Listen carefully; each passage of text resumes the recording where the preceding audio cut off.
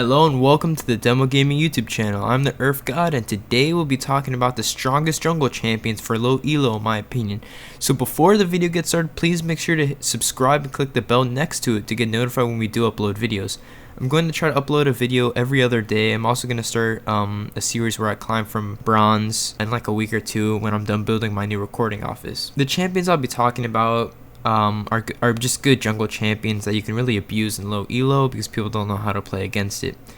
I am a jungle main, so you are in luck. Our first champion is going to be Hecarim. He's a tanky carry who, when you build Triforce, he does surprisingly a lot of damage, and he can run down the carries pretty easily or peel with his E ult. So yeah, and you get fed off of having good map awareness and then picking off people or cleaning up fights that your laners do. I used to have a good win rate with him at Silver 1. It used to be 67%, but now it's like 59 or 60%. I don't know. I got a pretty bad loss streak after I got my gold promos, and then I failed horribly due to like fucking Yasuo jungle and AD Kennen, but whatever, that's a whole nother story. Alright, so for Hecarim jungle, this is the build. You're usually going to want to rush Triforce, then your jungle item with Cinderhulk, and then just go full tanky. Usually, you can also throw in a Sterak's Gauge if maybe you need a little bit more damage.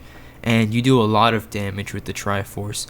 Even though in the early game, you'll probably be you won't be that tanky, so you have to play careful. Alright, so our second jungle champion is Vi.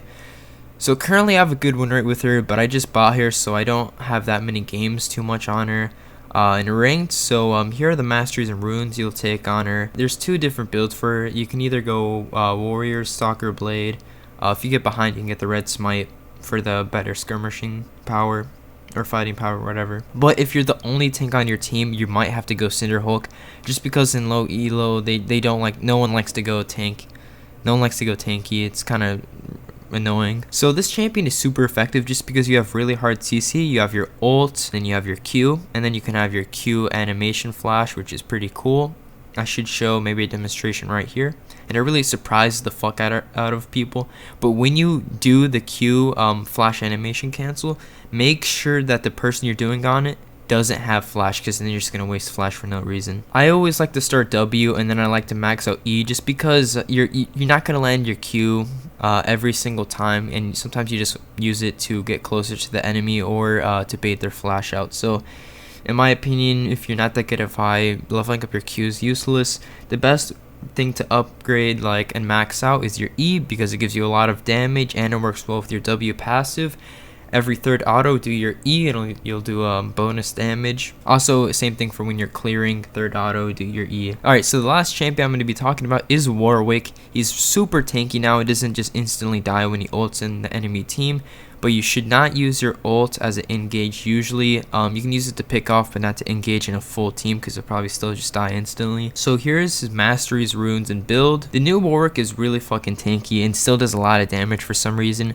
In your early clears, you're going to want to start Q for your first thing, and then if you're a good Warwick, you can max out W, but sometimes just to max out Q. But even though your Q wastes so much fucking mana, so you might have to start blue buff, but red's also fine if you do like a short clear. So with most of these champions, you're reacting champions. What I mean by this is a Hecarim, you don't really try to set up ganks unless the enemy doesn't have flash.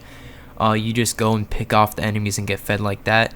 Also, by the way, when you get a good gank, always push the lane into the tower. It gives you more gold and XP, and it denies them gold and XP, the enemy laner. So what I like to do with Warwick's ult is that I basically go in, Q, E, do whatever, and then when I start to get low, that's when I ult someone. Usually I'll ult maybe the person who's doing the most damage to me, and then I'll heal off them while, denying them damage to me.